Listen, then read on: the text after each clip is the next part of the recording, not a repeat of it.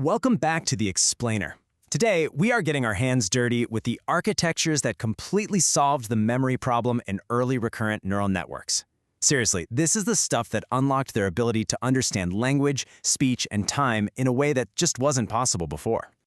So here's our game plan for today. We're going to start by really nailing down the memory problem that just plagued basic RNNs. Then we'll bring in the hero of our story, the LSTM, and its leaner, meaner cousin, the GRU. After that, we'll see how all this tech is actually used out there in the real world, and we'll take a little peek at what came next. Okay, let's set the stage. Recurrent neural networks, or RNNs, are built from the ground up for sequential data. Stuff that comes in order. They chew on inputs one at a time, creating this chain of information that carries context from one step to the next, which is absolutely vital for things like understanding a sentence. To put it in perspective, a standard neural network, an ANN, just sees all its data at once. It has no idea about order. But in RNN, it works step by step.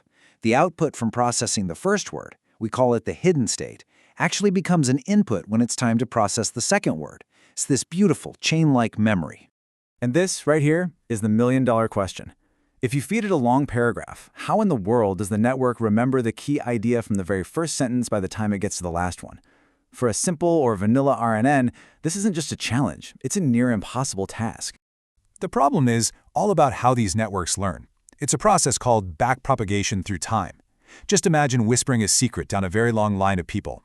As the error signal gets passed backward from the end of the sequence to the beginning, it gets multiplied over and over again. And if those numbers are small, the signal just fades away. It basically vanishes. This is the dreaded vanishing gradient problem.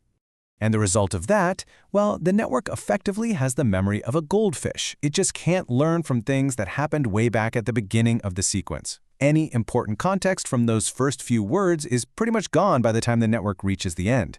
It completely fails to capture those crucial long-term connections. But the story doesn't end there. To fix this absolutely crippling memory issue, researchers came up with something brilliant. A totally specialized RNN architecture called the Long Short-Term Memory Network. You'll hear it called LSTM, and trust me, it was a total game changer. The genius idea behind the LSTM is to create two separate lanes for information. You've still got the normal short-term memory path, the hidden state, but now you've got this new protected express lane just for long-term memory. It's called the cell state, and this is the absolute key to its success. To really appreciate just how clever the LSTM is, let's pop the hood and build one of its cells piece by piece.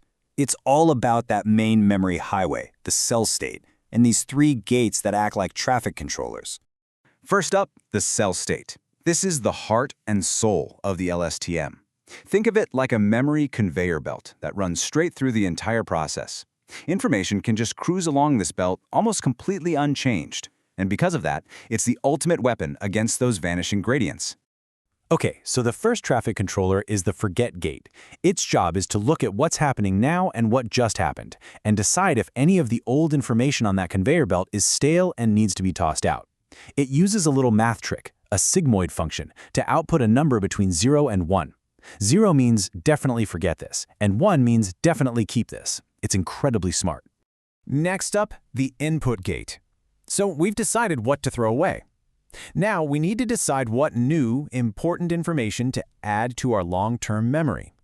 This gate does it in two steps. First, it decides which pieces of information are worth updating. And then it creates a list of all the new candidate info. It then carefully adds just the right amount of this new stuff to the cell state. And finally, the output gate. This gate's job is to look at the fully updated memory conveyor belt and decide what's relevant for right now. It filters that long-term memory to produce the final output for this specific time step. And that output also gets passed along as the short-term memory to the very next step in the chain. It's a really elegant system.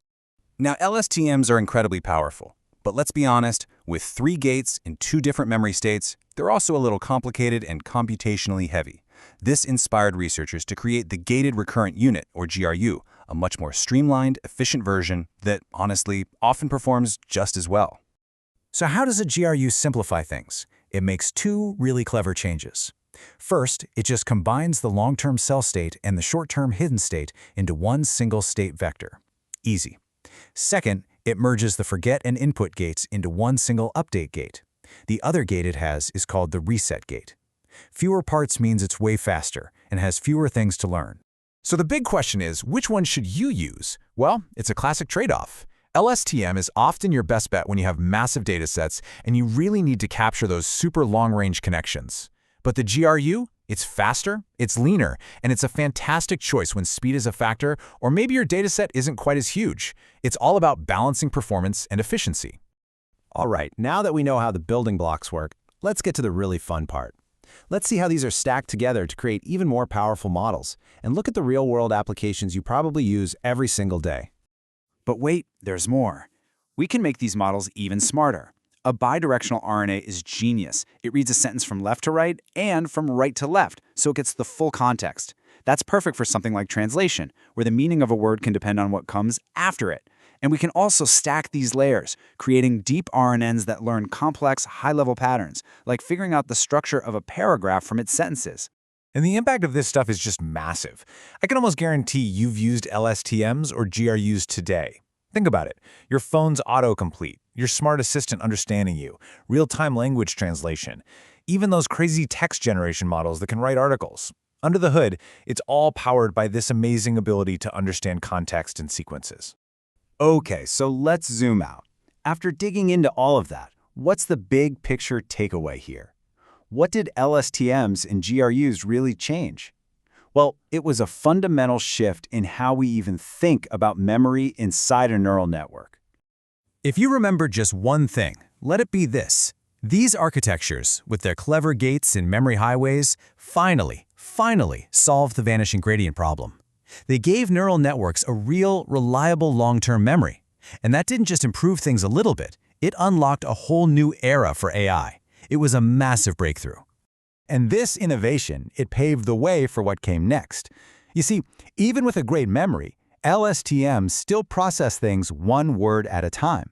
So the next big question was, what if a model could look at the entire sentence all at once and just decide which words were the most important no matter where they are?